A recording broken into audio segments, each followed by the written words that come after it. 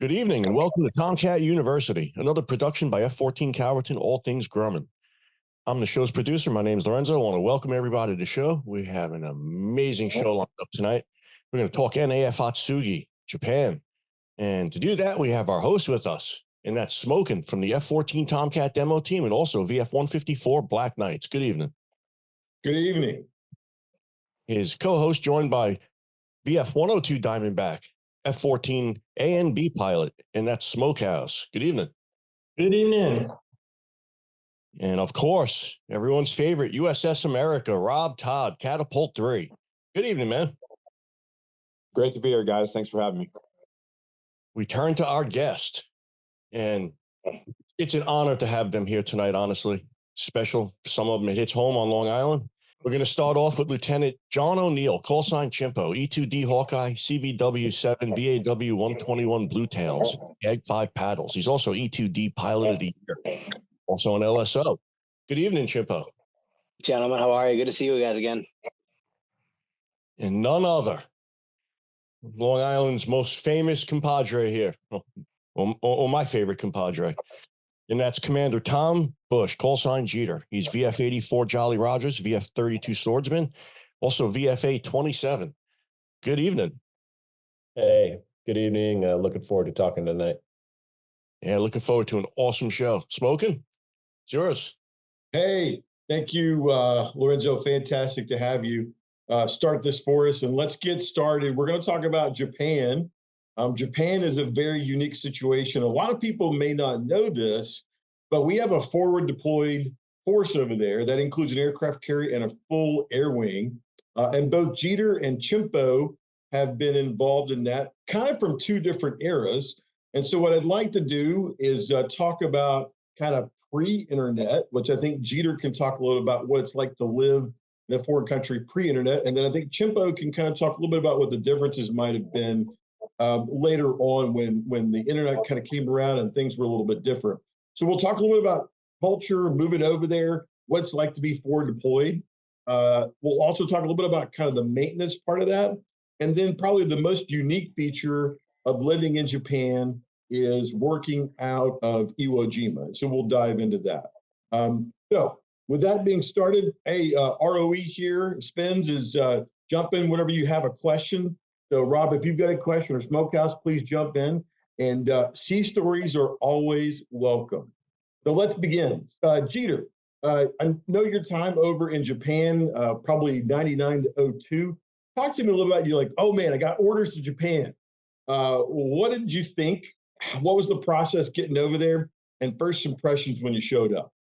Yeah, so I was a Tomcat to Hornet transition guy. So once I did that transition, I stayed as an instructor pilot, IP in Cecil, and I already knew on going down to Cecil in '96, I already knew that Cecil was set up to BRAC or go through the, it was base realignment and closure commission. So Cecil was going to close. I knew that. I had full expectations of going back to Oceania.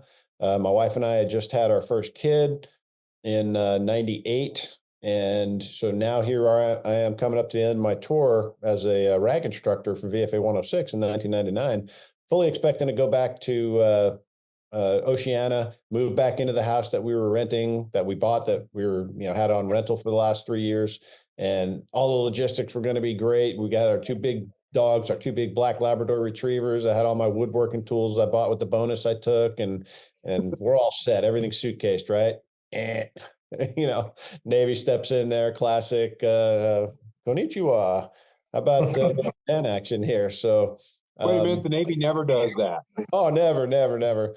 So, I remember I wasn't angry about it at all, but I will tell you that I wasn't, for the most of the logistics reasons, I didn't want to go to Japan at first, just because of all those things I just kind of mentioned. Now all of a sudden that meant putting two cars, one which was kind of brand new. You can't take the car over there. So what are we going to do now? We're going to put that thing in storage. We're going to, have to get rid of the dogs. The kid being young, and now the grandparents are taking access to them and things like that. So all those things coming into play are things that you kind of got to work through mentally. But within just a few days of talking it over with my wife, it's like, hey, I embraced it. I was like, this is a cool opportunity to go over there and see some really a cool part of the world, a part of the world I'd never been to, probably never get to see again. And so we went with that attitude, with an open mind, open attitude, and I'm really glad I did. So that was the initial, cold shot of piss to the heart, so to speak.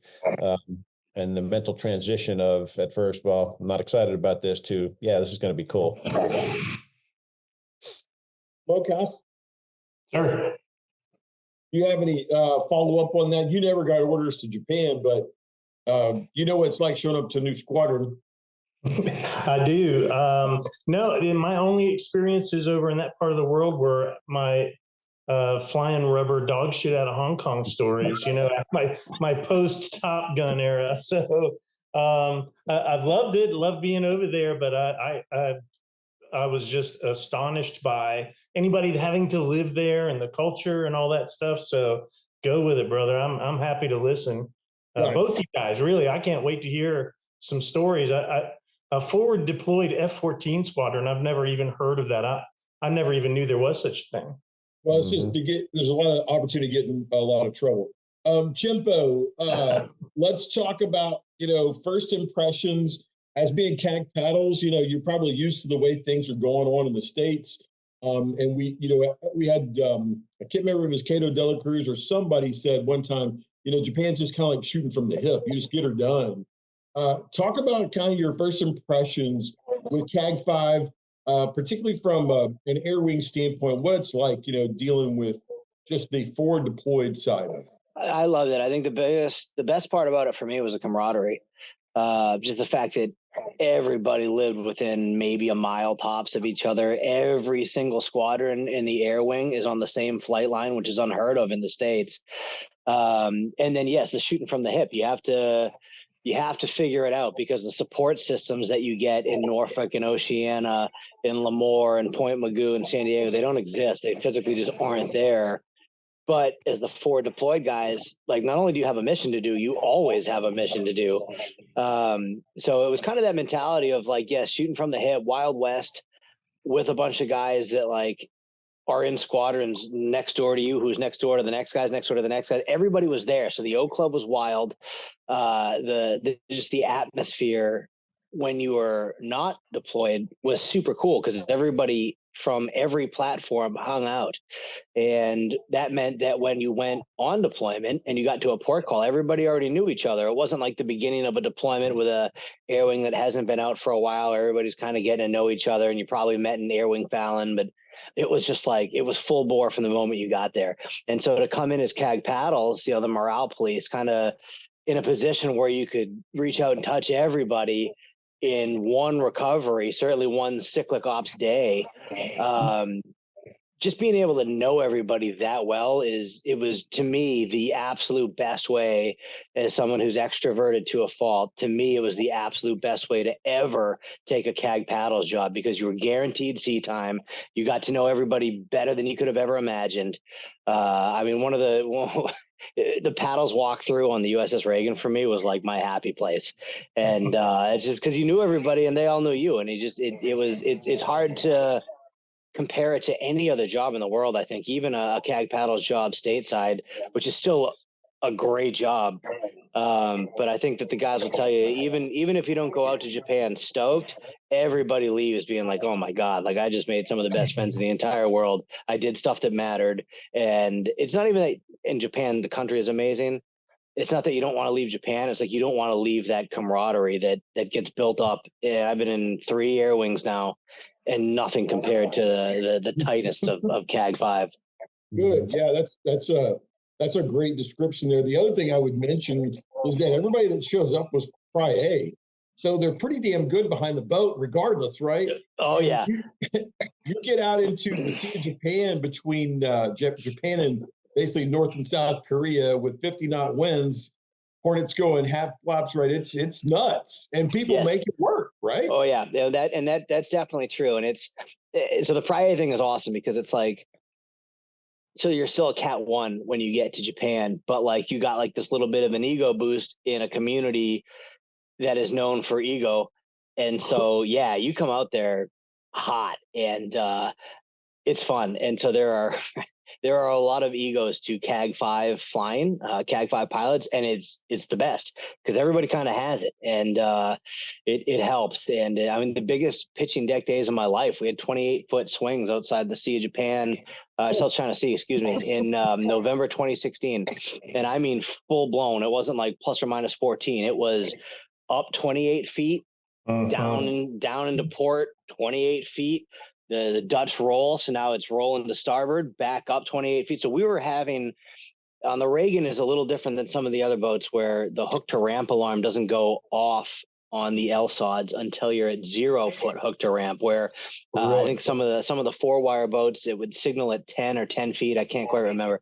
But on the Reagan, you wouldn't get the alarm until the IFLAWS was at 0 feet. And basically, if you were flying the ball, you would hit the round down.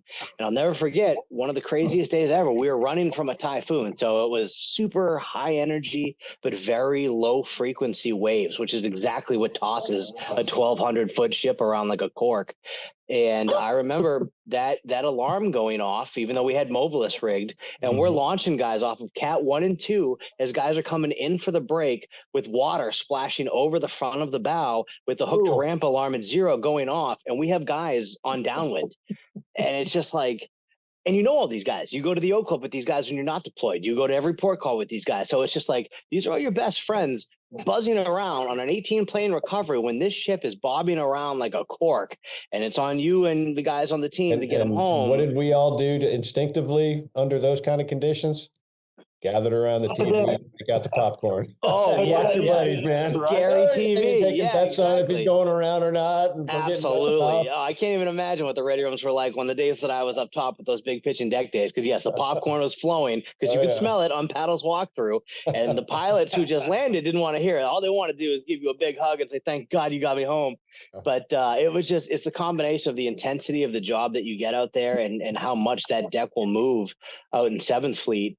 And the fact that, like, you know everybody so well, and you just don't get that on every Airwing. No matter, even because I did back-to-back deployments in CAG 9, and I loved those guys, and I got to know people better as an LSO there than most of the guys did who weren't waving. But in CAG 5, everybody knows each other. I mean, all the helo guys, obviously, like the COD guys, because everybody's on the same flight line. So it just, not that you try harder when the boat's moving that much, but when it's personal, I don't know, it changes things a little bit on the in the atmosphere on the LSO platform, and it was the best time of my life. There was no better job than CAG 5 paddles, in my opinion.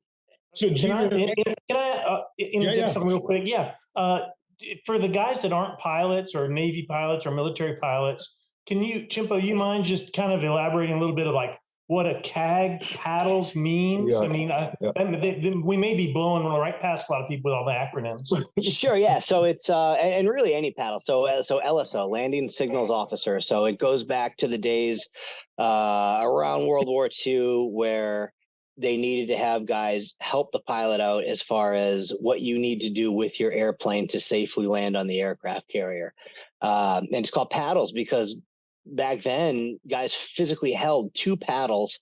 It was like a light cloth, and it was designed to have air wave through it, but they would move around, and it got to the point where they were wearing like bright pink suits to have better visibility, which, you know, you couldn't get a lot of guys to do that these days. I think they're wearing them now. Yeah, I was gonna say I would do it because my sense of style rainbow now is a little wacky.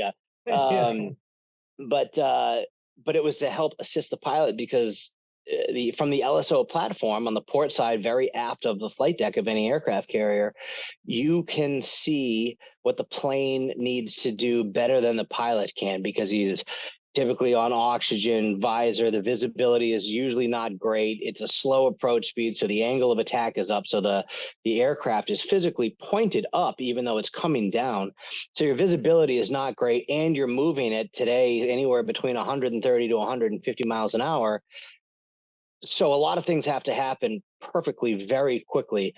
And the landing signal officer, so now we have a team of about 7 to 8 guys, all pilots, and they stand up there with very specific jobs per what the recovery dictates. And you have one guy who's just looking at up and down, so glide slope for the airplane. He's on a radio. He can talk to the pilot. The next guy is looking at left and right, so center line. He's looking at a crosshair that is coming from a camera that is physically built into the flight deck, dead center of the center line of the aircraft carrier, with high pressure air blowing across it so that fuel, oil, hydraulics, rain, dirt can't cover it, so that way we can always see. And then you have CAG paddles, so that's the senior most LSO of essentially the Airwing. There's usually two. Japan, we always had three because we were deployed so much. And he's the one running the whole team, so he's responsible for up, down, what the winds are, foul deck, clear deck, what the gear setting's set to, what the lens, the eye flaws, the glide slope, what that is set to, because that changes per airplane. So that's going to be a guy. The eye flaws. I wanted you to explain that because I'm not even sure what that is, CHIMPO. So sure. So the eye flaws is it's what we call the ball. It's I definitely know the ball. Yeah. So that's the lens, and so Okay. It's literally just an optical lighting system, and So based on Fresnel lens system. Yes, exactly what it is. Yep. And so the eye is for improved because they made it better. They went from, I think it was like 5 cells, so we got 12 on it now. Holy crap! It was 5 cells. Yes, and so now it is more sensitive. Honestly, I wish it was just 5 cells because it's less sensitive, so you feel like you're doing better as a pilot. When you don't have 12 cells to worry about, you only got 5, either on, high, real high, low, or real low. That's easier for my simple mind to work, but that's the ball. That's what tells you if you're on, up, or down. But so anyway, so you have this team of guys that are up there, and there's 3 radios. You got primary, who's in charge of glide slope, that's up and down. Then you got backup, who's actually a senior guy at a primary. Typically, he's looking at left and right, but he's also responsible for making sure that the winds are in limits for that particular aircraft, that the eye flaws lens is set to that particular aircraft, because they have to change it per plane because they're not all shaped the same. And you need the hook to travel through the same piece of sky, not the pilot. So they have to adjust where the light from the lens is aiming. And then you've got CAG paddles, who's in charge of all of it. Now there's 3 radios, and any one of those 3 radios will key out any other radio on the entire aircraft carrier, because they don't want anything to interrupt comms, communications between the LSO platform and the pilot. That relationship and your ability to talk to the pilot on final trumps every single thing that goes on in that aircraft carrier, literally everything. And so even if the strike group admiral wanted to get on the radio, but my guy starts getting low on short final and I keep my radio, the only thing that goes out over the radio is me talking to that pilot. And that's not a bravado thing, but that's the connection. That's the feedback we have to be able to give guys when you're moving at 150 miles an hour at a ship that's moving at 20 knots through a pitching deck ocean with no moon and overcast and rain. It's a responsibility and a relationship that you develop with the guys that come into land, and they get to know your voice, and the way that you speak is more important than what you say. And it becomes this whole relationship that, I mean, I hope I can find it somewhere else after the Navy, but nothing in my life has ever come close to just the energy that came from that job, that responsibility. I loved it. So that's a long answer to a short question. That was a great answer. Thank you for detailing. That's exactly one thing about being in the military, guys, is, and you maybe the people that are listening don't understand this, but when you're on that LSO platform, that guy in the air, his life is in your hands. And if people have never put their life in somebody else's hands and they put their life in theirs, they don't understand the level of closeness that brings. I mean, you're closer than family. And when you get out of the Navy, John, you're going to figure that out. It's not existent anywhere. And you'll look back with great fondness of having the memory that you have. I believe it, and that's why honestly, I think post Navy for me, a lot of guys go to the airlines, and I love that move for those guys. For me, I feel like I'm probably going to end up in a fire department. I grew up with 3 younger brothers, just like that camaraderie. I don't know. That's what I think would suit me, just because of how much I fell into that CAG paddles job. But I mean, when you go up to the LSO platform, especially if it's event 6, event 7, event 8, it's late. Especially when we were doing the Middle East stuff, guys are coming back from 7, 8, 9 hour flights. They've hit the tanker 4 or 5 times. It's dark. And this is, before precision landing mode, where everybody was flying manual. You go up to the LSODs and you see they list by last name every single pilot that's coming down and their side number. And it's incumbent upon all of the LSOs, but in particular CAG paddles, to know what each of those pilots' tendencies are.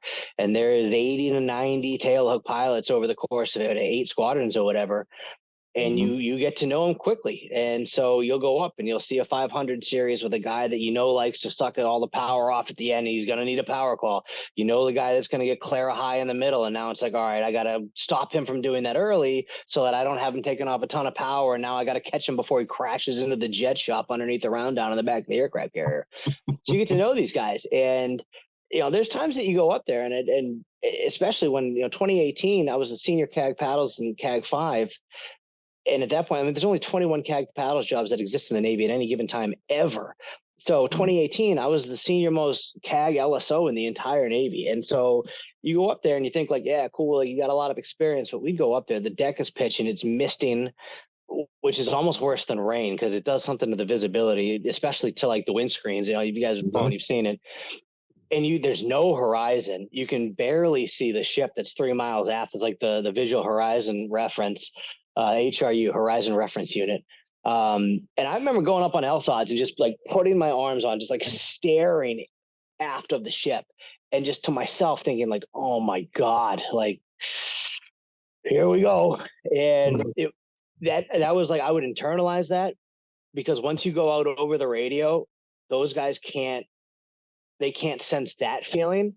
They have to sense pure confidence, a lightness, like, hey, yeah, I got you, man. Little power, we got you. Little come left, little power, little power, little power. And you talk to them and you convince them to do what you need them to do with that aircraft. When inside, my heart rate is doing about 180, and I'm like, God, this is not easy right now. But what comes out of your voice, you cannot, no, exactly. You can't at all because it's that you exude that, and you have to like kind of manifest these guys to like just like relax because again, the LSOs are all pilots, so every one of us is death grip that stick, like you're squeezing the throttles and you're just binary corrections on the power, and so you know what it feels like on the other end because you have to be a pilot to be an LSO, so you know what they're going through, but you have the luxury of having 2 feet flat on the ground. And then you're hanging out and you're going to get mid-rats no matter what. This dude in the airplane, like you need to get him on deck regardless. And so it just, I don't know. And I'm a big relationships guy. So to me, it was always very personal because you'd know every single guy coming down and I would change my tone of voice depending on who was coming down, what they needed to hear. Like, is he slow to react to a power call? It might be a harder power call because I know this guy's a bit of a prick and a prima donna and he needs to get his plane up even though he doesn't want to because he's a senior department head who wants to catch the 2-wire instead of the 3-wire. So he knows he gets on deck. Or it could be a nugget who's scared to death. And that tone of voice is much different. And so I always taught my guys that the way you say something is way more important than what you actually say. And so were you a little bit more forceful with new pilots than you were with seasoned ones because they no, it's the opposite. Just the opposite. Yes, it was the opposite. Because everybody remembers being a new pilot and it's terrifying. Right. And you are on stem power like you wouldn't believe. So you have to find a way to get through them. So think about it. If you're just like your senses are just exploding, staring down what you can barely see and make out to be a 1,200 foot long aircraft carrier. You can kind of see center line. You can see that there's a ball out there, but you have no idea where it's going because you're so on backwards on the throttles. So if all of a sudden somebody starts yelling at you, that just adds to the problem. Now the helmet fire is a nuclear bomb and you might as well just get waved off immediately. So it's different. I'm not going to ever use the word coddling, but it's more of like, you got to reach out and grab and be like, hey buddy, like give me a little power here. You're a little low and I need you to start coming left. Okay. There's center lines, level your wings, bud. It's different. Whereas like you always know, like kind of like the dickhead department heads, it's just like to drag it in there a ball low, which is a great move. It actually takes a lot of skill to do that. But like as CAG paddles, like the one and only hook slap I was ever CAG paddles for, he hit the back of the Reagan and he is now launching tomorrow on SpaceX Mission 8. He's an astronaut. And so, he liked to hang out. He liked to sag. He would Pojo, Matt Dominic, and I hope he doesn't get mad at me for saying this, but he liked to hang out a little low all the time. And so I would always give him a little power call and kind of react. Well, he got himself behind the power curve too much, freaked out. He was one of the test pilots that invented or helped develop PLM, precision landing mode, which was on the stick. But when he came out as a department head, he was a manual ball flyer. And so when he realized he was too low, he quickly resorted to like pulling back on the stick, which didn't do anything but hit 13 alpha in the Rhino, which is not good. And he pranged the back of the Reagan, and I was not happy about it. But he went on to go be an astronaut, which kind of gave me an out. I was like the one guy that ever hit my round down as an astronaut. Like nobody was going to stop him. But you have to react differently. And after that happened, I always told myself, I was like, I'm not accepting anything low from anybody ever again. And so you just, that's where the lineup on LSODs with the pilots' names and who's coming down next, you treat everybody differently. At least I did. And so if you have that senior department head, you have to get on them harder to get a reaction than you do a brand new guy who's already terrified.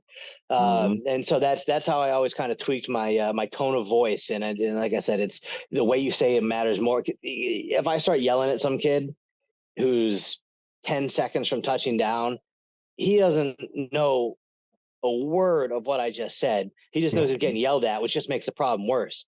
I could, at the same time, in a very calm voice, be like, hey, buddy, you are not good at this at all. But when you say it with that voice, he's gonna be like, oh, cool, I got it, pal. That little power comes in, greases it in there. So it's that's how I learned to communicate over the headset and the LSO platform. Is that it was a tone of voice that really seemed to get the best reaction, the desired reaction, anyways, from Good guys. stuff. Good stuff. So we've talked a lot about how the Airwing does, everybody. Jeter, you were training officer. Can you talk a little bit about how that affected the training, along with the op tempo over there? Because it's a different animal, and just the fact that you're, no kidding, right next to North Korea. So give us a little bit of sense of that with the Airwing. Yeah, so I showed up as a training officer in the Mesas, which is called a Super JO tour, which is a second junior officer seat tour. So by junior officer, you're a 3 or less. And in this case, normally you only get, your typical guy only gets one JOC tour, and then you do a short tour, and by then you're making lieutenant commander 4. But in my case, since I was a NAV CAT, Naval Aviation Cadet, I was about 2 years behind all my peers. And so after my transition, I had the time career-wise to be able to go out and do that 2-year training officer tour as a junior officer, so still as a lieutenant. And so here I am in the squadron doing that. The SFWT, the Strike Fighter Weapons and Tactics program, which was kind of Top Gun on steroids. Top Gun used to be a 5-week course, fighter only stuff, and it morphed into a 10-week class. So after going through that, you get your Top Gun patch and you're a designated training officer. So that's what I was out there to do.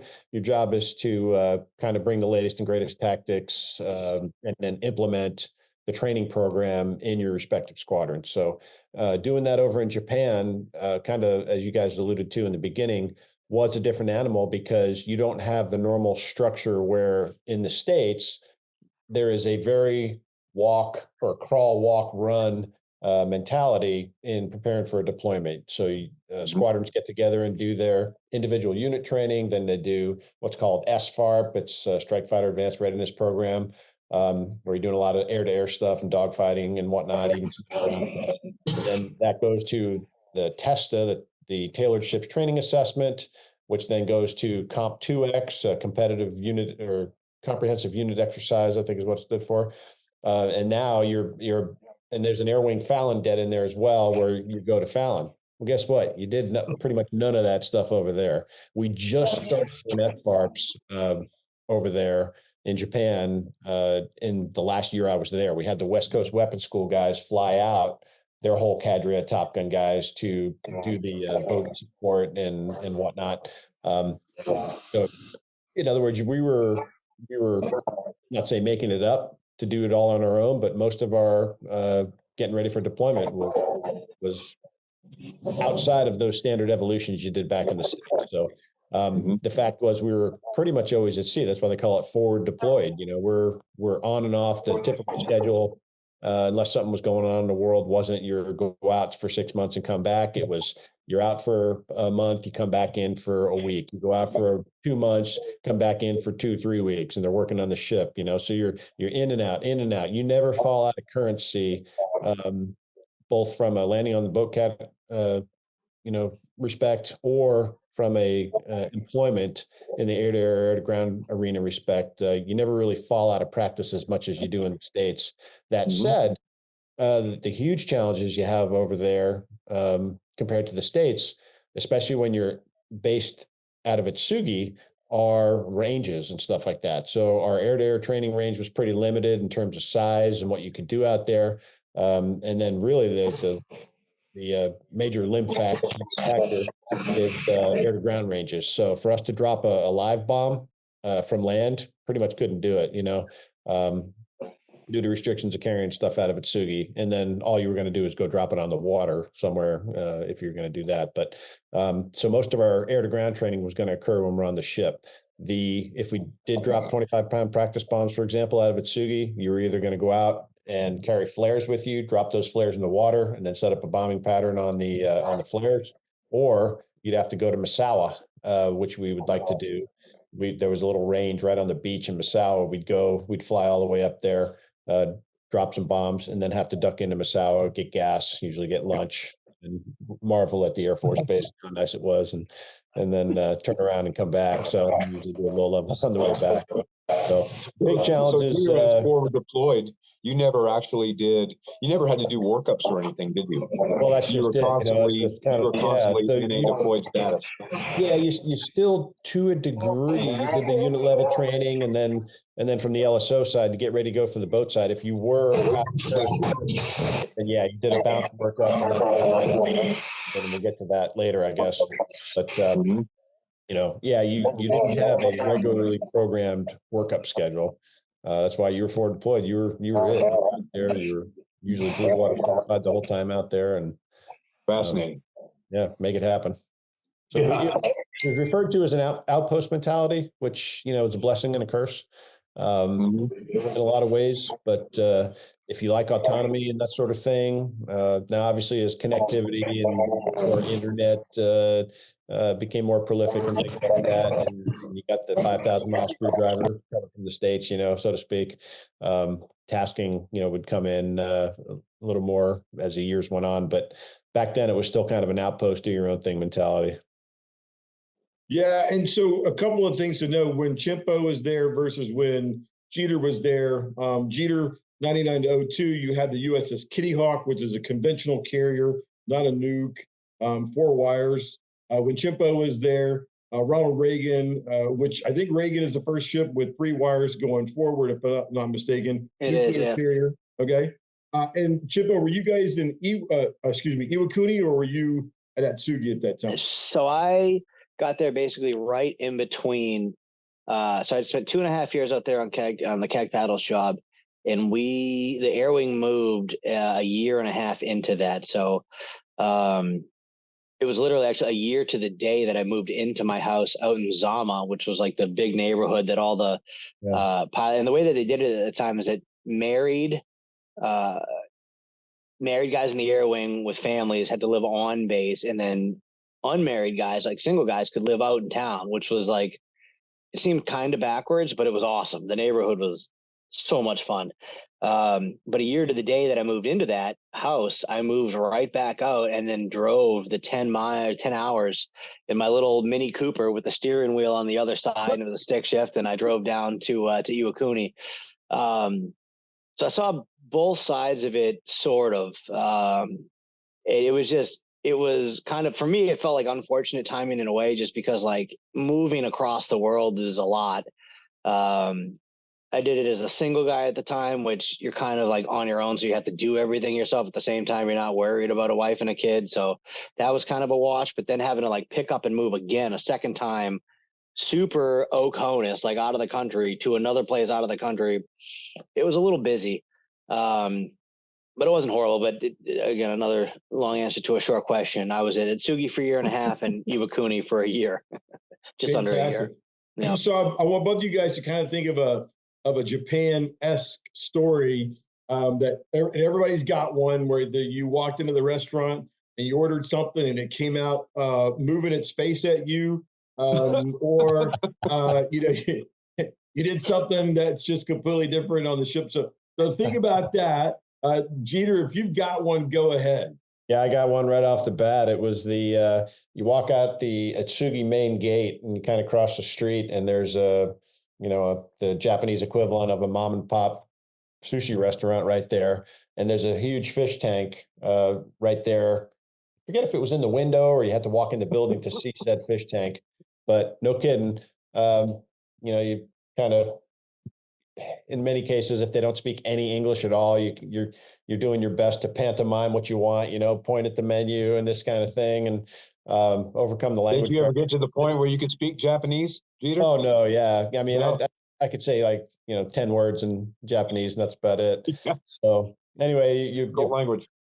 figure out what you want, and you want this sushi fish, and this guy literally takes a fish, grabs it out of the tank, hacking it all up, and next thing you know, this is sitting on a piece of rice, and the meat is still actually flinching. It's like we're talking fresh here. So you go to, in fact, I was at Shogun tonight. One of my neighbors' little girls had her 15th birthday party. So we're at Shogun and we're doing, the standard Japanese steakhouse here in the States, right? And as anybody that's been to Japan knows, that's not like that in Japan, but you get the miso soup anywhere pretty much in the States, unless you're at a really authentic place. And it's basically like a chicken broth, with an onion and a couple mushrooms in it.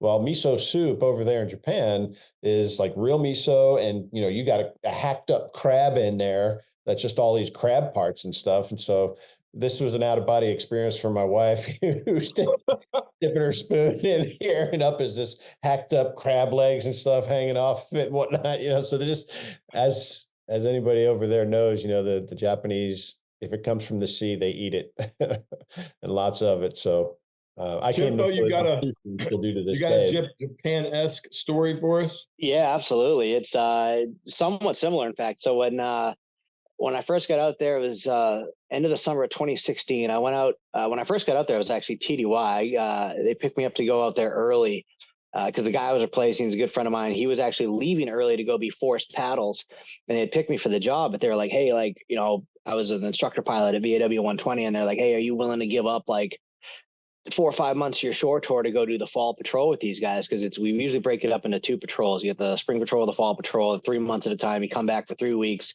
just enough time to not go out of currency, landing on the aircraft carrier, and then you're back out at it again. And they're like, hey, they still want to keep their 3 LSO contingent for fall patrol 2016. Are you willing to go out there and do that? And they asked me that as soon as they told me I'd gotten the job in early spring 2016. And immediately I was like, yeah, I'm in. This is my dream job. I didn't even think I could get Japan because we already had a Hawkeye LSO CAG paddles out in Japan. So yeah, whenever they need me there, I will be there. And I'll never forget, it was RJ Roberts, who, Jeter, by the way, he says hi. But he was the LSO school OIC at the time. And then Flo Dietrich was forced paddles. And they were both like, is that it? Do you need to talk to somebody before we can tell them that you're in? And I was like, no, guys, I'm single as hell. I'll tell my parents I'll be home for Thanksgiving. Send me out there. I'm ready to go. So they sent me out TDY from my instructor pilot tour. And the first full day I was out there, my friends, obviously I knew a lot of people out there already, took me over to Shin's sushi shop, which ended up being right across the street from where I eventually moved into. And I'm out there and I'm super jet lagged and just kind of holding on for dear life, because as soon as I got off the plane, they're handing me chew highs, which are that super high alcohol seltzer essentially, which is not good for you, but it'll get you going. And they also handed me a flask of Booker's whiskey, which isn't Japanese at all. I think they just wanted to see what would happen. And I was along for the ride. So anyway, so we get to Shin's, and I was stoked to have Japanese sushi for the first time in my life. And everybody was like, yo, once you have Japanese sushi, you'll never have American sushi again. It's just the best. And I was like, I love American sushi, so I'll probably still have it again. But I'm super excited to try this Japanese stuff. So I get out there, and Shin had this shop, had 7 seats at it. It was a bar that you kind of sit down into. You leave your shoes at the door, and there's 3 seats going one way, 4 seats going the other, and that was it. And he had 2 of the tatami tables, the low tables that you sit underneath, which for a big guy like me is very uncomfortable because you're kind of cross-legged. It kind of reminded me of SEER school, so I only would take bar seats if I could. And so we're hanging out, and the sushi starts coming out. I'm like, oh my god, this is amazing. And the guys were like, hey, it's kind of a rite of passage, but Shin has a bottle of Habu sake. And I was like, all right, like I love sake, like let's go. I don't know what that means, but like let's do it. And it comes out, and it's this bottle of like a very yellow, it's a clear bottle, very yellow sake, and at the bottom of it is this coiled up habu snake. And it's mouth open, fangs out, real snake that they shove into this thing. And I'm like, oh, like I guess we're doing the real Japan thing right out of the gate here, boys. Like, what the hell is this? And as they explained it to me, the habu snake, when it is procreating, mating with its partner, usually spends a good 24 hours to do it. And so there's like this Japanese myth, or maybe it's real. I don't know. I didn't have anybody to try it on, but that if you drink this stuff, you inherit its virality, like its endurance, for lack of a better term. And I was like, whatever, like, but you shoot it, like, where sake, like, I like to sip and enjoy, and the flavors are great. So we just end up doing these shots of this habu sake, and I guess the guys wanted to see how much I could take. So I ended up drinking the majority of the bottle of this habu sake with this snake just staring at me the entire time with its fangs out. And it was not a great situation. I made it out of there. But I remember that. So the next day, thank God we didn't have to go to work, because there were like dueling typhoons that were heading at Japan. So we were going to have a typhoon party, like basically a hurricane party in Japan. And it has to be one of the top 3 hangovers of my entire life. And that's how I learned what habu sake was, which was funny, because fast forward a couple months, when I moved out there, I moved right into that neighborhood across from Shin. And there was always an Airwing party called Zama Crawl, where all the squadrons got together, and there were designated houses, and you'd have a big keg on like a wheeled thing, and everybody who was hosting would have a ton of alcohol, and the squadrons would sponsor it. And so the first one of those that I did, I actually met Shin. They would invite him out because he was a very well-known sushi chef in the area, and the Airwing loved him. And he's the coolest guy. He must have been, he's probably late 50s, early 60s. But he and I got to know each other quickly, because he found out that my call sign is CHIMPO, which is from Super Troopers, Johnny CHIMPO. But come to find out, the word CHIMPO in Japanese verbatim means penis. It's not slang. It's not like, whatever slang you could think of. It and you had that call sign prior to going there? And it had nothing to do with the Japanese language. That's awesome. And so he thought that was the funniest thing he'd ever heard. So I got to know Shin a little bit before I even moved out there. And then I started going all the time, and this CAG paddles. Again, you're responsible for keeping the morale of the Airwing. So I would throw a lot of parties at my house, and we would usually start off on a Saturday afternoon. We'd reserve all 7 seats at Shin spot plus the 2 tatami. So we'd bring 15 guys in there and just crush sushi and all of Shin sake. And he was always very put together when he was making sushi, because it's just what you think of when you think of like a very professional Japanese person is what he was. And it was a black robe. He was very quiet, and he was just doing his thing. And we're all Navy pilots on the other side of the world, just getting after it.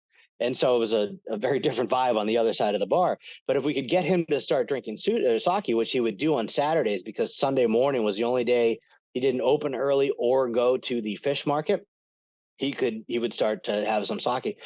And so it got to the point where I'd be like, yo, Shin, like, we're all going back to my place across the street after, like, do you want to come and hang out after? And he'd be like, oh, yeah. And just kind of give like a head nod. But it'd be awesome, because it would go from, we'd leave his place about 9 o'clock at night, his shop. We'd go back to my place and just start going. And he would clean up his shop. And the next time we'd see him would be about 30 to 45 minutes later. And he had changed from his black robe, being very professional and soft-spoken, to like jeans and a red North Face, ready to party. And this guy loved whiskey, Elvis, and cigars. And that was his thing. So I would have all of that laid out, ready to go. And he would come and hang out all the time. This guy would party. He was going nuts. He was outlasting most of the guys in the Airwing. And I finally felt like I made it in Japan when it was a 2-story house. I lived in 3-bedroom, and it was just me. It was way too much house for me. But I came downstairs one Sunday morning, still groggy. And sure enough, Shin had missed the last train home from Zama to Edina, I forget, but he lived one stop, Edina. And the train stopped running about 1 a.m. So he stayed till like 4 or 5 a.m. with all of us, and he just crashed on my couch. And which I was like so happy about. I was like, this is so cool. I came down and I was like, I have an extremely well-known Japanese sushi chef, senior citizen, passed out drunk on my couch. I have made it in Japan. Like there's nothing left to do. I don't need to, I'll go see Tokyo when I get around it. So that's how I felt like I finally landed in Japan, was when I got the sushi chefs crashing on my couch at my party I threw. So that was all kind of like my big Japanese story that started with the Habusaki and then my call sign. And then he and I to this day are still great friends. We still talk. He's awesome. And so that was like when I really think of my time out there, not, waving on the aircraft carrier. I think of just all the guys coming over and having a great time, and then Shin just always there, ready to go with us, and it was the best. Again, I'm a big relationships guy, and that was kind of the pinnacle for me out there. Good stuff. Very good. Let's transition and talk a little bit about IWO JIMA. For those that don't know what, and so Atsugi is just outside of Tokyo, probably about an hour and a half train ride. Iwakuni's further south. But IWO JIMA is about 700 miles out in the middle of nowhere. Kind of call it the pork chop for a reason, because it's shaped like a pork chop. If you can imagine the way a pork chop is shaped, you got Mount Suribachi, which is kind of on the handle of one end. And then probably the most prominent feature, obviously, is the runway that's there. And there's a full-time staff of Japanese military JMSDF folks who live down there kind of on a rotation. But the Airwing uses it as a place to bounce. That's to do field carrier landing practice. And so 700 miles out in the middle of nowhere kind of gives you a unique place to bounce. So we've got some two viewpoints, one from the pilot and one from the LSO that we'll talk about. And then also, as everybody well knows, the place is full of history. And so not only is it a great place to train, but it's also a great place to kind of walk around and see stuff. So we'll talk about that. So Jeter, tell us a little bit about, the first kind of night bounce you can remember you did in IWO. What was that like? Yeah, it's best training for the boat you'll have. It's one thing to go to one of our outlying fields, as we call them, throughout the States. There's several of them. It's like Fentress, for example, is the outlying field used for Oceania guys. White House was the one we used at Cecil. And in this case, Iwo Jima is what we use. First of all, the reason we went there is because the noise restrictions, and due to the dense population there in Japan, we would do some what we called shadow bouncing sometimes, where it's not really a bounce, but if you had to get a guy a period or two to meet some requirement, we would do that at Atsugi, but not tell anybody. But other than that, the reason we went down there is because Japanese wouldn't tolerate the noise. So we take the whole air wing, we go down to Iwo Jima, once again, being pretty much at the limit of, especially a Charlie model Hornet range at the time. You go down there, and when you get down there, it's not like you have a bunch of gas left, and there's a single runway. And given the fact that it's this outpost, you go down there based on the best weather information you have. But like anywhere else, you could have thunderstorms and things like that. So one unique thing I'll say about the runway is the taxiway that parallels that runway has arresting gear installed. I don't think there's another place like that on the planet, and I have physically seen guys taking traps on the taxiway. You'd have airplanes coming down there, and if the weather got really crappy, somebody takes a trap on the main runway, it takes several minutes to clear that guy out of the arresting gear. And then somebody else takes a trap on the taxiway. You still got another 20 airplanes that are trying to land and stuff. So things. Blue water IWO. Yeah, blue water IWO, but to get back to the pattern itself, when you're there at night, it's, as we'd say about the boat, it's black as a bag of assholes. There's no light anywhere. And so the training is fantastic. CHIMPO, waving at IWO. Tell me a little bit about what that's like. And then, maybe if you've got a story about somebody that, where we got into a confluence of events and maybe had to land guys earlier, if there's anything like that comes up. So I got all that. Yeah, it's when we were out there. I would fly there too, because it's obviously as LSOs you have to keep up all your currency. So I was still flying the Hawkeye full time, so I got to see it from both sides. But Jeter's exactly right. There is nothing that simulates a night trap more than the approach to the island at Iwo Jima, bar none. The only thing that comes close is San Clemente Island out in the Pacific, off the west coast, the Nuuk. that gets pretty dark for all the same reasons, and it's up on a cliff, similar to Iwo Jima, which is elevated, to where like you can't drag it in, especially there, because if you do, you're going to crash into a mountain before you hit the runway. But it was very interesting out there. So just like Jeter said, it was all for noise abatement, but you are far away. And it's the only place, in fact, we have a waiver that we have to have re-signed by Air Boss Actual, the 3-star, that allows us to essentially violate 3710, which has an instruction in it that basically forbids you from taking off without a suitable divert. And when you're out there, basically, as soon as you get a pass in, almost nobody has the gas to get back, at least not safely, especially in bad weather. And you wouldn't want to at night. So in fact, the first time when I first got there, they tasked me with drafting the waiver request and sending it off. And I remember asking, I was like, we really actually have to request this every 2 years? And the guys were like, yeah. CHIMPO, you saying that, CHIMPO, kind of makes me think it's basically a stationary aircraft carrier. It really is. It 100% is. There's no other lights. There's nobody else there. Other than that little Japanese contingent, and it's not like they're lighting up the island. So it's interesting because the waving itself, for me, as CAG paddles, was quiet. I'm never going to say boring, because I love waving, and anytime you're in the shack with the guys, this is awesome. But our responsibility there wasn't to wave. It was, you had to have a staff LSO on station in the LSO shack at all times to bounce at Iwo Jima, because if the weather rolled in, it was then our responsibility to talk guys down to the runway. And that was essentially what satisfied the waiver that allowed you to take off without a diver. They were like, all right, well, if you don't have a diver, you need to have a CAG paddles on station to talk guys down to the runway. And so we had to be there physically to satisfy that waiver. And that got put into action more times than I was really expecting when I took the job, which was awesome, because I love to actually have to go to work. But the weather out there is wild, and storms would roll in, and you'd see them off the coast, and you'd be like, all right, well, we'll get in as much as we can. You don't see them off the coast that well at night, and the weather reporting out there isn't the best. You have it, but there were more than one occasion where the weather would roll in down to damn near mins. I mean, we were doing taxi light on recoveries to a full stop. I'm talking them down on the island of Iwo Jima, which is nuts to even try to conceptualize.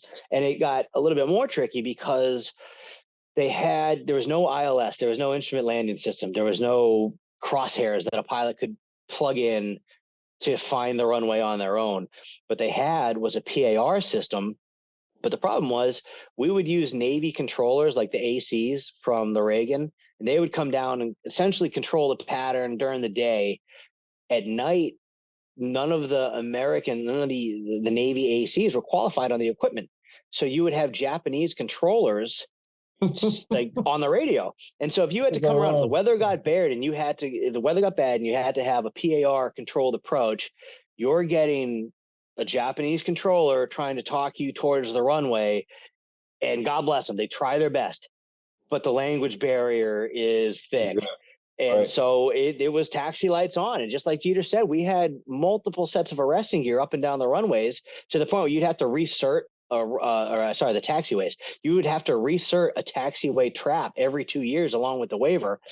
So, and the only way to do that is we would have the vans that they would give CAG paddles they would put in it was a UHF radio, so that we could talk to the guys on like a handheld plugged into a radio with an antenna going out to the landing pattern. And when we'd have to recert guys, I'd pick a pilot and be like, all right, your last trap is going to be on a taxiway. Sorry, please don't break the jet. I'll talk you down the whole way. We'll get you there, because they don't know where they're landing. There's no IFLAs. There's no ball to a taxiway.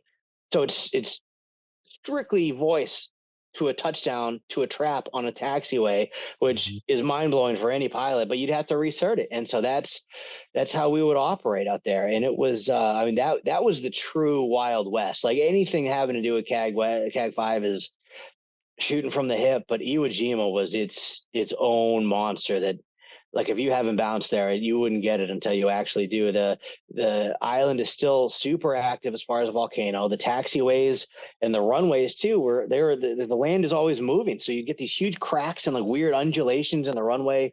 One of the debts we were down there, we were blowing out taxi lights on the Rhino, because on rollout, the land had moved so much that the runway was so bouncy that the taxi lights would shatter.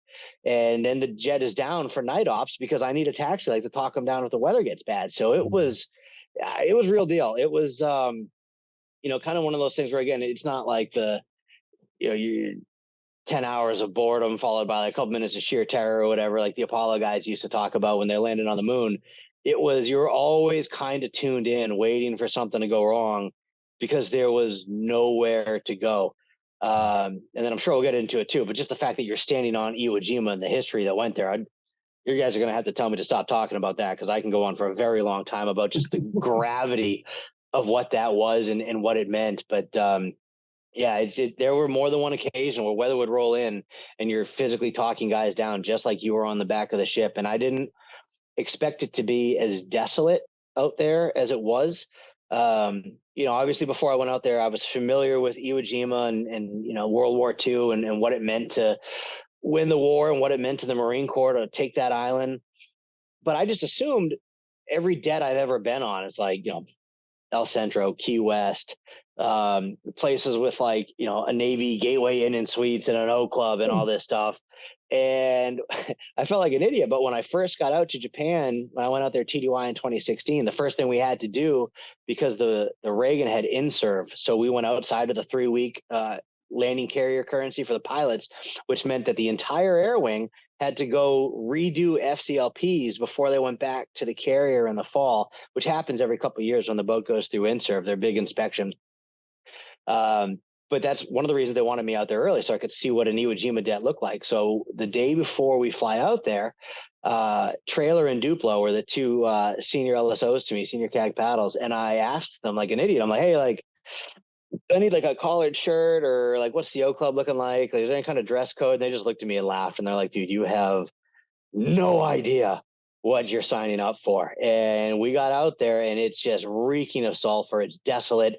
There's 2 rows of barracks. One's for the enlisted, one's for the officers, 2 floors, and then a central galley where like the small side is for the officers, the bigger side's for the enlisted.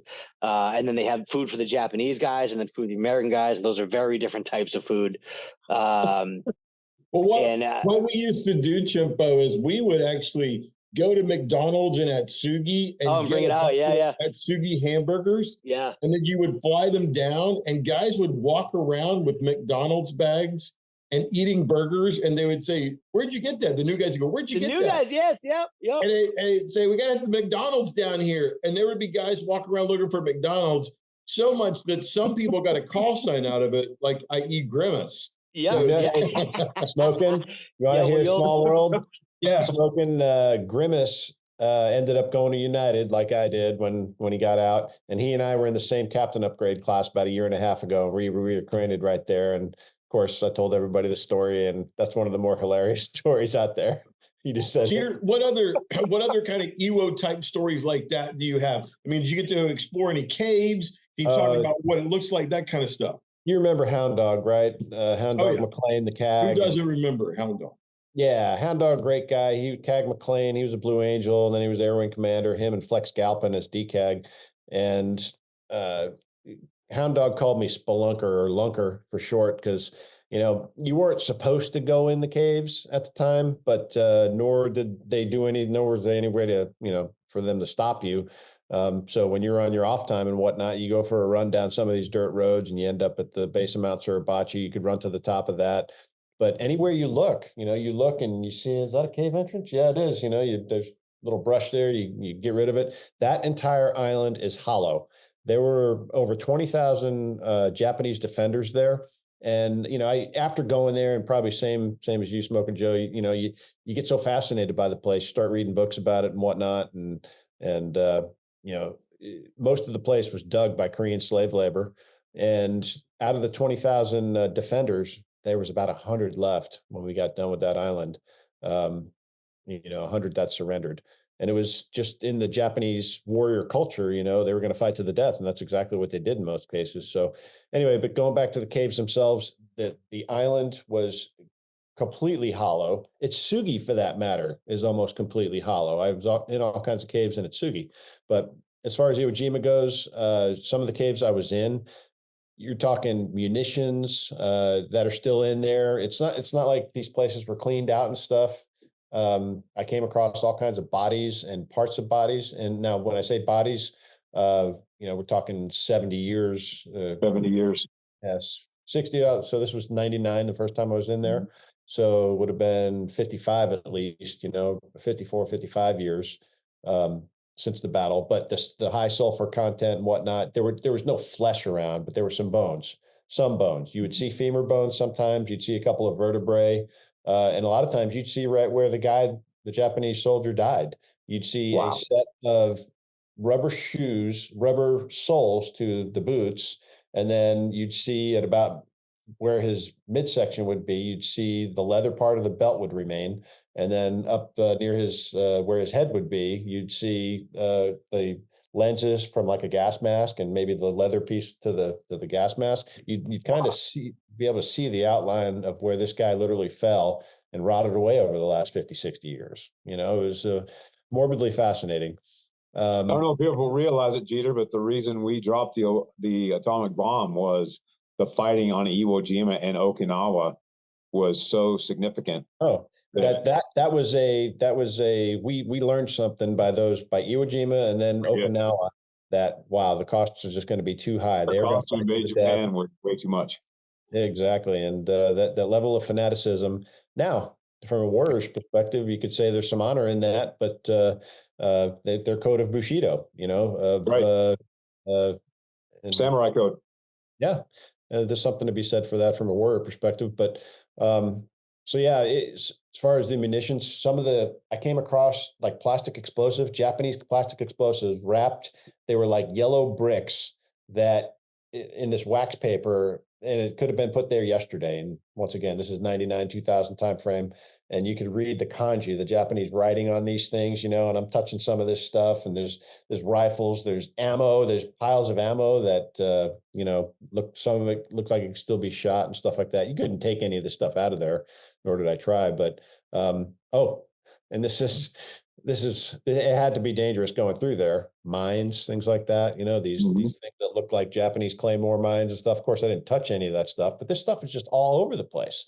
So there was one particular cave that was right on the runway complex, right in front of base ops. You lift the manhole cover, you go down a ladder, and now you're in this sprawling cave complex.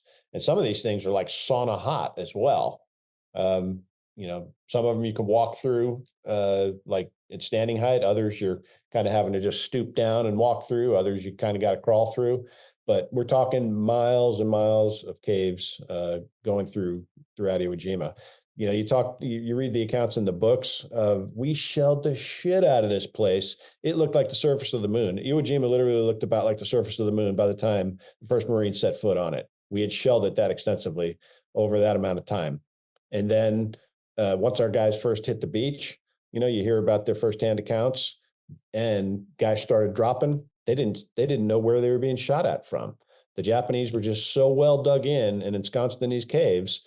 I'm sure the shelling took out a bunch of them, but a lot of them, most of them probably remained intact and did quite a bit of damage. I mean, about 5,500 Marines, I think, lost their lives, U.S. Marines there during that campaign.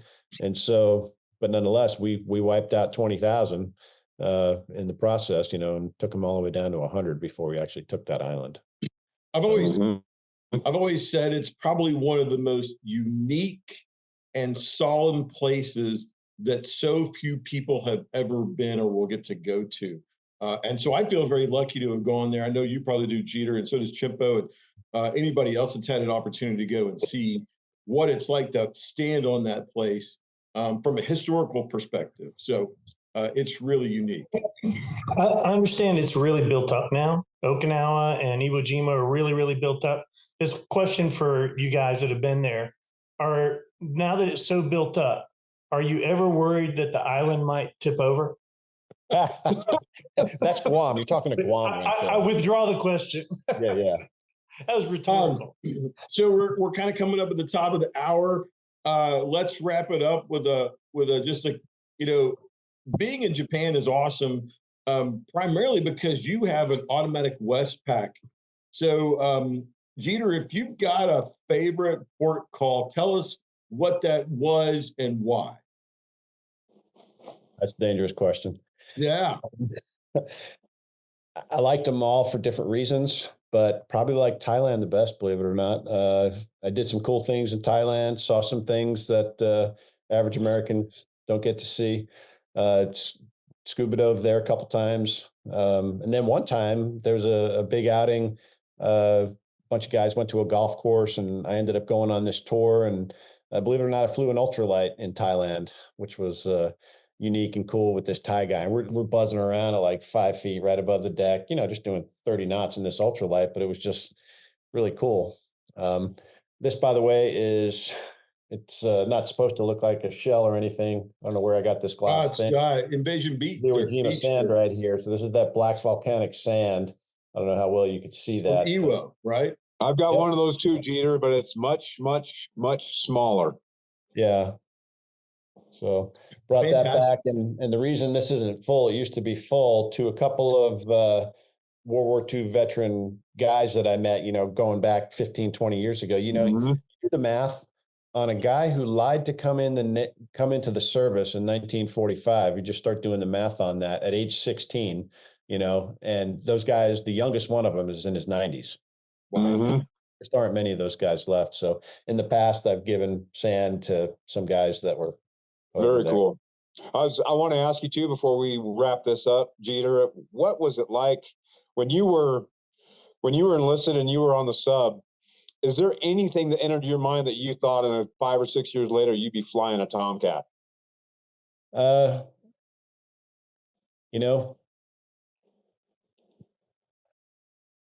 It seemed like a goal that was almost unattainable at the time. So, and it seemed like it's such a long road to get there. But I just, when that became my plan A, plan B became to make plan A work, period. There were no, and that's the mindset I attacked it from and why I think I got to do it. So, and I'm so fortunate. See, I can appreciate that because working on the flight deck and wanting to go to Buds. Yeah. That was such a long path from that. The only easy day was yesterday, right? Exactly. And that's only because yesterday's gone and done. Yeah. That's right. Yeah, we're all pretty lucky with the way the past turned out for us, I would say, is kind of the way you would put it. Oh, yeah. For sure. If I could, I'd like to just share with the listeners and the viewers. I don't know how Lorenzo does it, but he gets the most awesome guests. I just want to give you a little bit of the resume of the guys that we're talking to, so the people that are watching and listening know a little bit about them. CHIMPO was Pilot of the Year, E2 Pilot of the Year, and was it CAG Paddles of the Year as well? Navy LSO of the Year, yeah. LSO of the Year. Okay, yeah. So that is absolutely crazy. It's like Hall of Fame stuff. And JEETER, 725 traps, 3,500 hours of flight time in a fighter. And if anybody that flies big airplanes knows how difficult it is to accumulate that many hours of fighter pilot time. So I just want to say how honored I am to be sharing this time with you guys, because you guys are the real deal. And I'm so happy to meet you both, really. Thank you. So any final thoughts before we call it a uncle here on the recording? I think we've taken a trip back, what it's like to kind of live in Japan, what's kind of like to fly around Japan, particularly what it's like to be on IWO and be forward deployed. Final thoughts on that from both of you guys, what your time was like over there and what you remember from that time. Jeter. Yeah, so CHIMPO, and you'd probably agree with this, is one big distinction I came away from that tour with, besides the uniqueness of the region, the history of the entire region. I'm talking about the whole West Pacific region, but Japan in particular was the people, and just what a neat and unique culture they are, and just some of the greatest people that you would walk through the train station. I'll just give you an example. I know guys who left a backpack full of valuables, cameras, early cell phones and things like that. And the Japanese people would literally track you down to give you that back. You could have a wallet with $10,000 in cash in it, and it would find its way back Yeah, to that- you, you know. That doesn't happen in New York or Chicago. No, no. So that's just a unique distinction that I make, and there's a lot American culture could learn from the Japanese. You know, the code of honor is still strong among families. The concept of shame. You know, you don't do bad things over there, because not only are you shaming yourself, you're shaming your family. You know, so that's something we really need to get back to in this big country. time. Violent agreement with you there, Rob. So anyway, that's Fantastic. my Fantastic thoughts, Jeter. Chimpo, what's your kind of final thoughts? Yeah, so there's I guess there's two that come to mind right away, and it's just, you know, it's funny as different as things get, some things never change. So the manhole cover cave that Jeter was talking about, I've been down the same one. nice. And it's like the most known one. Yeah. At least the most easy to access. And I've been down the exact same cave. So I guess for me, it's crazy to sit here on this podcast, look at you from however many miles away, know that we have gone down the exact same manhole into a cave on the island of Iwo Jima. I mean, that's everybody. Make us Eskimo brothers. Yeah. Yeah. I mean, hey, it's if you go on technicalities, I mean, I'll drink to that. But it's just crazy that, like, you know, in this world, this community, guys like you, and all of a sudden we're sitting here, and obviously I've talked to some of you guys before, but then to sit here and talk to a guy like you, Jeter, who we've been in the same cave before. Like, how many people can even say that? So I think that to me is the first thing that stands out, is just, again, I guess it goes back to the camaraderie and the relationships and all the things that I love most about the military and naval aviation, is that you're put in such a high stress situation with such great people that it just forges these relationships. So, you know, these people that you get to know, that and things that you get to know about people, that a situation that doesn't have high stress wouldn't show you who everybody else is. And you just, I don't know. So to me, that's the first thing that stands out, just hearing you tell that story. Well, that's something that you have to not look forward to when you get out of the Navy. You know, Is you yeah. will miss that closeness. You will miss that camaraderie. You will miss that feeling of knowing that the guy next to you, you can put your life in his hands. He'll put his in yours, and you guys have an understanding of that. That's the biggest thing that you'll miss when you get out. And it's just like all four of us together, we have that bond. Yeah. And again, that's why I think that, honestly, for me, it's, you know, if I get to 20 and get a retirement, you know, I was lucky, you know, I married a doctor, so I can afford to be a firefighter. And I think that's going to be helpful for me moving forward. But you know, aside from that, so the other two things I think of, so there was, I've spent over 40 days on the island of Iwo Jima, because the detachments, as CAG paddles, you're down there for the entire time. The squadrons would come down 2 or 3 at a time, depending on the size of the squadron, and then they leave, and then the next wave would come down, and then the third wave would come down. And if the ship got delayed or patrol got delayed, the first group that came down, now they're outside of their 10-day currency window, they got to come back down. So that happened on more than one occasion. So over the course of 2.5 years and 4 detachments, because of the INSRIP one, I spent over 40 days on that island. So it gives you some real time to think and kind of take it all in. But honestly, I think that the day that I remember the most on that island was actually VFA 27. The Mesas were coming home from a detachment. I can't remember where, and so I'm not going to even try to guess, because I'd probably be wrong. But the only way that they could make it back without a tanker is that they had to hit Iwo, get gas, and then continue on to Iwakuni. This is after the Airwing had moved. But the weather was going to be bad for like a week straight. So the option was either the jets were going to have to sit, or what we decided was that if the weather was too bad and the 3710 instruction would require you to have a divert, they technically wouldn't be able to take back off from Iwo Jima again once they got gas. And this was not during an FCLP. This was not on patrol. This was just an exercise that they went on.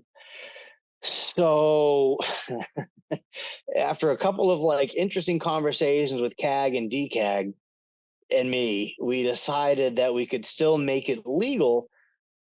Whereas if I went down there as CAG paddles, we are still within the letter of the law that says that you can take off from Iwo Jima as long as a CAG paddles is on station if you don't have a divert, which was, again, shooting from the hip, Wild West. It was a stretch. But Mhm. that meant that my ass was on a C-12 heading down to Iwo Jima with a handheld UHF radio. And I talked to the squadron the day before. I talked to their skipper, who was my former CAG, actually, Waldo Hampton.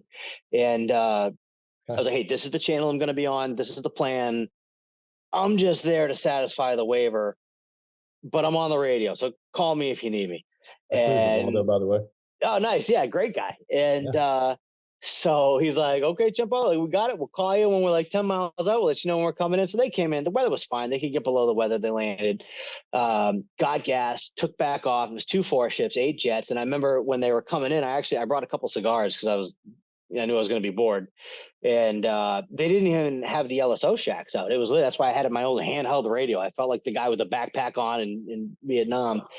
And so I'm out there at the end of the runway on Iwo Jima smoking cigars in total silence. Like, you haven't heard quiet until you've stood at the end of a runway on a desolate island alone, smoking cigars, wearing a flight suit.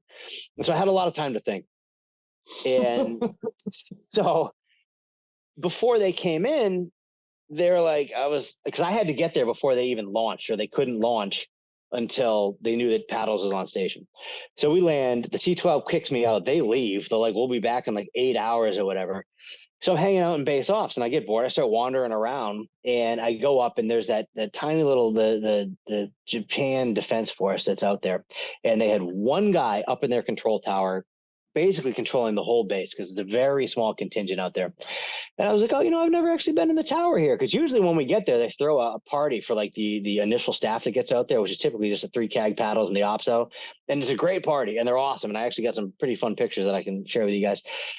So I'm like, I'm going to go up in the control tower, just see what's going on. And not even thinking there was going to be anybody on station. But sure enough, I go up there and there's one guy, Japanese air defense, Jazz Def, and he's got his shoes off and he's wearing his blue uniform with his rank on it.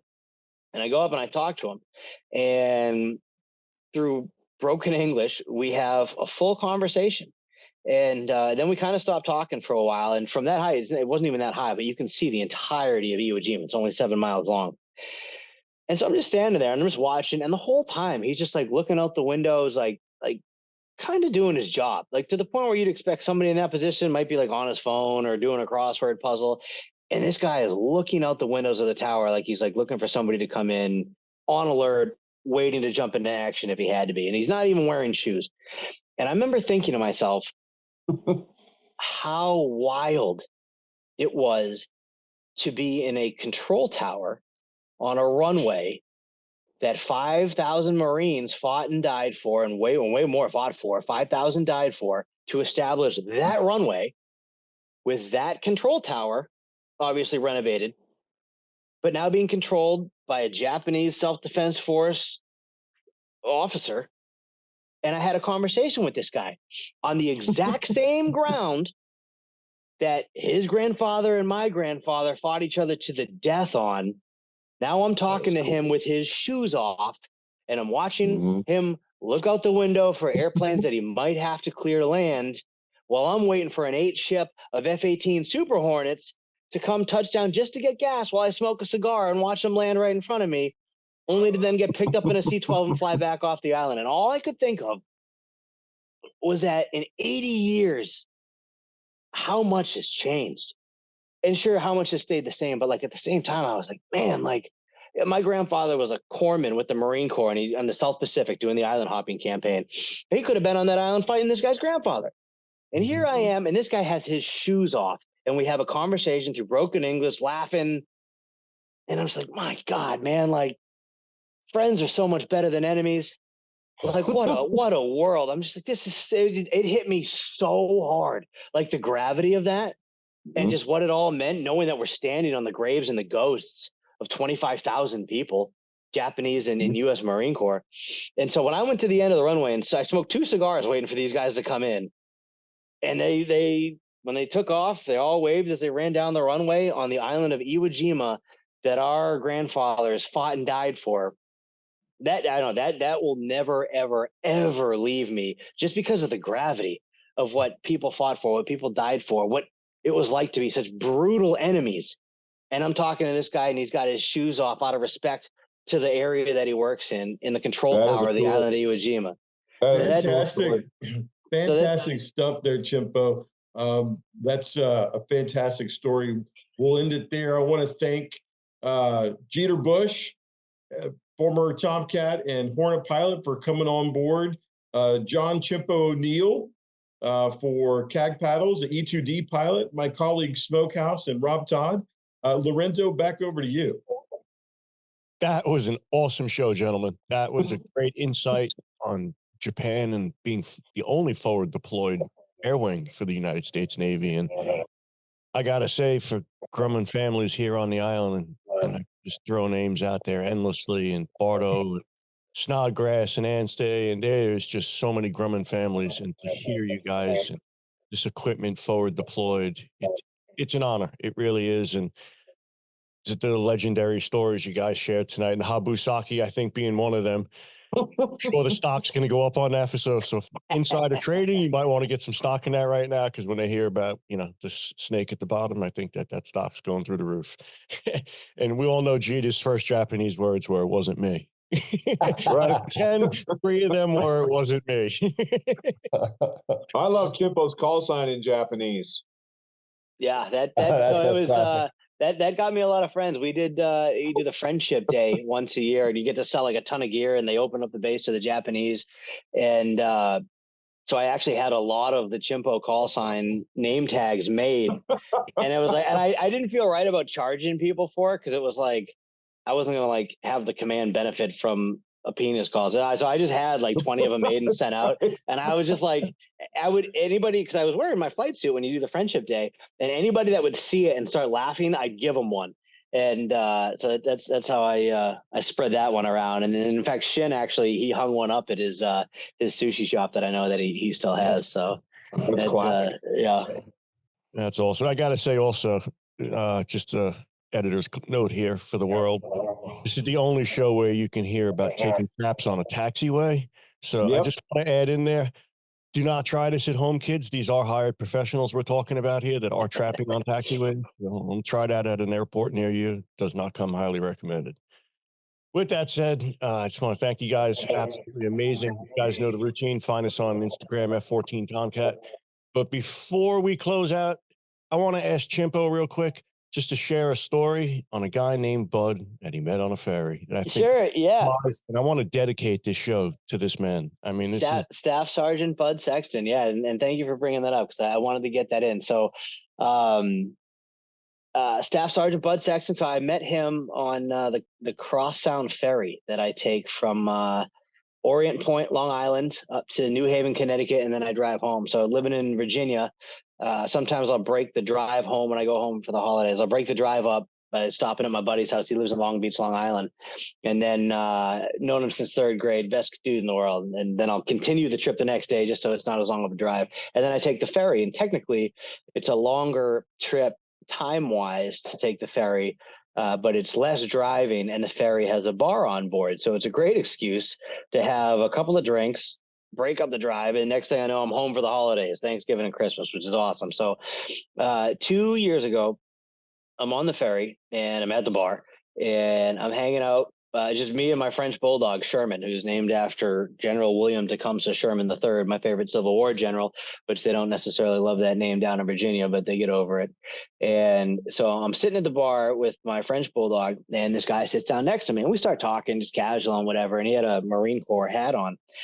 And so we're just talking about nothing really. And he lives in Long Island. He said he's 3 miles from a public airport, where the first ever episode I did with you guys was about my time flying over Republic with that flag. And so we're talking. And so I was like, "Oh, sir, you with the Marines?" And he's like, "Oh yeah."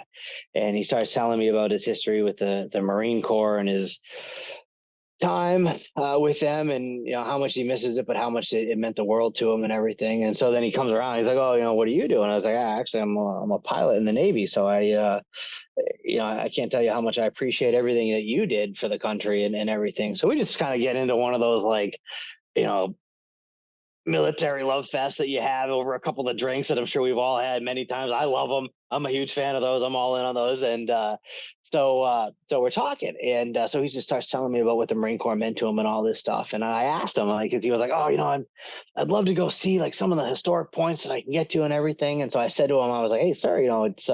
He's like, "Don't call me sir. I was staff sergeant. I call you sir. You call me bud." And I was like, "Okay, staff sergeant." He's like, "No, you just call me bud. I feel more comfortable." I was like, "All right, bud." It's you ever been to Ton Tavern where the Marine Corps started and they sat down and figured it out? And he's like, "Oh no, I've never been down there. That would be a good trip." But I'll tell you, it's for me and all my brothers. I think the pilgrimage is Iwo Jima, and I know I can never get there, but for us in the Marine Corps, as we're taught and everything you see and do, you learn about all the battles, but it's Iwo Jima that really stands out to every Marine. They'll all tell you that, and that's the real pilgrimage. And I know you can never get there, but that would be, if I had one dying wish, it'd be to go see that island. And so I'm like, okay.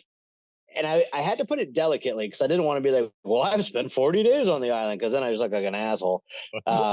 So again, it's more about how you say it than what you say. So I went back to my CAG battles days, and I was like, sir, for being honest, I've had some time on that island. And he's like, "What? Like how?" And I was like, "We actually still use the runway that you and your boys fought for to get currency to go land on aircraft carriers. Like it's still in use today. The stuff that your boys fought for in the 40s, to this day, we still use it." And I've been down there for work, much different type of work, a lot easier. But we're still working down there in uniform with American flags on them. And he got quiet and he looked at me like, holy smokes, like this is now a real conversation, like this is serious.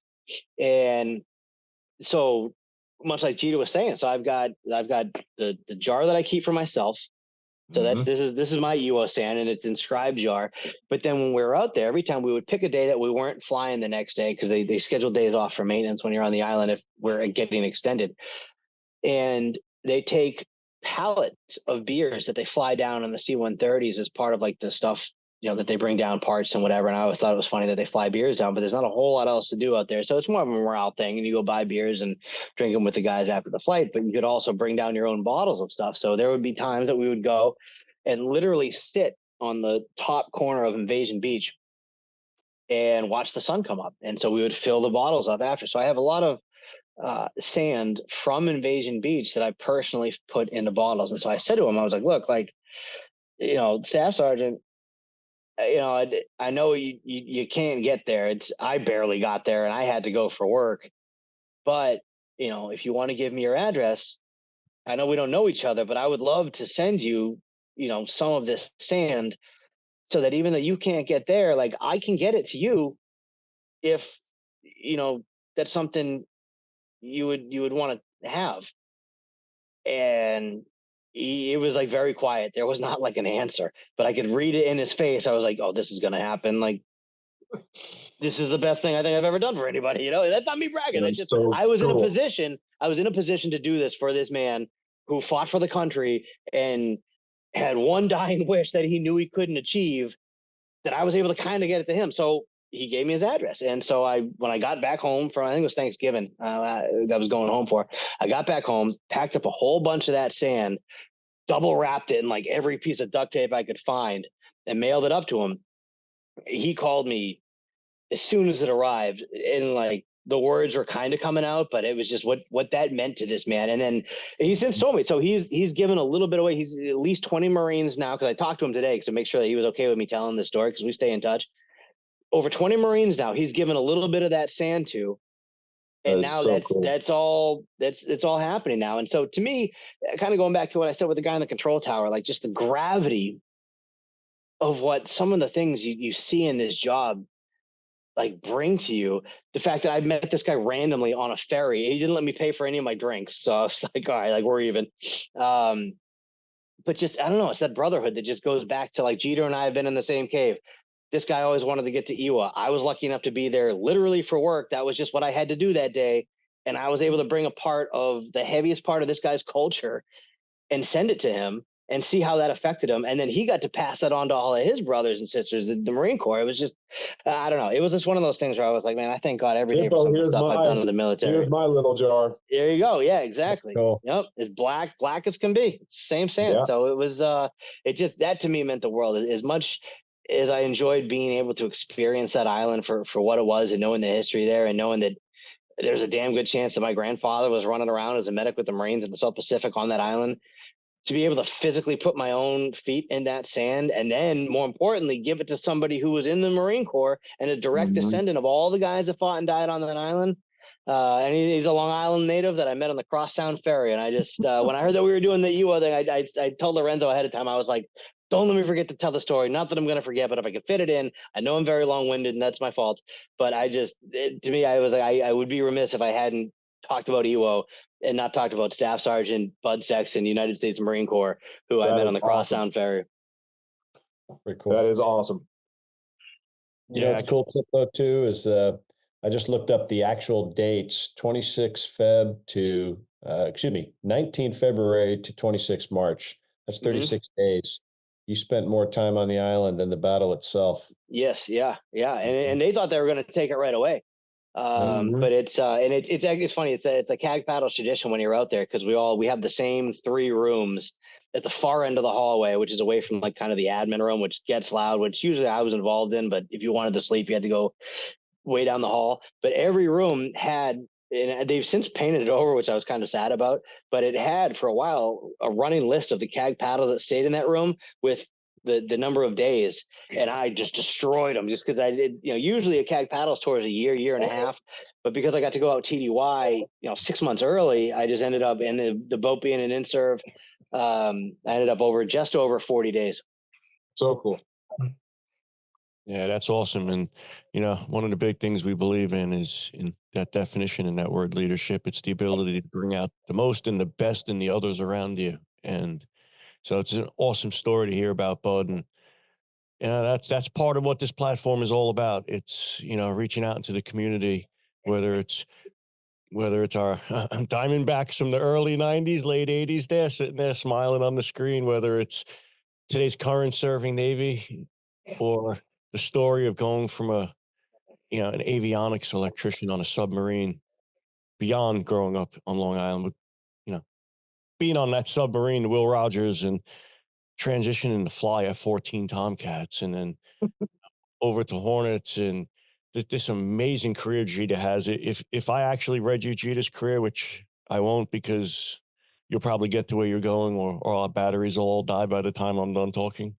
It's Americans that just they deserve their voice to be heard.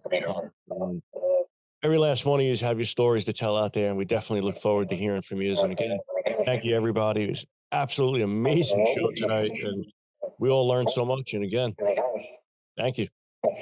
Yeah, these are Hall of Fame guys right here. I'm telling you, you guys both, man. It's just been so enjoyable to sit here and listen to you chat. It's just been awesome.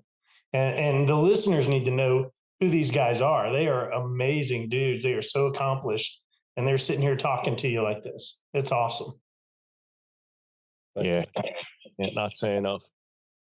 Yeah, I mean, I appreciate the hell out of that. It's I tell you, everything I've just described, I'd have done it for free. It's hard work, and it's a super cool job. I mean, they make movies about it. Not the Hawkeye so much, but there's movies. It's in a movie. But I would have done it all for free. I love this. There's nothing better, and it's the greatest thing to get to do in the world. I always said I got paid to do what I would pay to do. 100%. Yep. 100%. They did make a movie though, the Hawkeye version of Top Gun, right? You remember that? Top Bunk. Yeah, thanks. Sorry, I couldn't help it. It was intended for P3 guys, CHIMPO. So yeah, no, you just caught it. I'm sorry. No, trust me, I've been here, and I can accept that. I got thick skin. It's I love that airplane. It's I've been on previous episodes. I love that airplane to death. It's not what I plan to fly, but no, that thing, the crew concept, just the monster that it is. I love that thing, and it did get a cameo in Top Gun too. But I'm more proud of the cameo in the Apollo 11 documentary on Apple, where it helped look for the the modules they're resurfacing. So I feel like we had some good history. But Yeah, I you love did. that. I Yeah, love you that did. plane. But Yeah, you yeah, did. but it's I love it. I wouldn't change anything.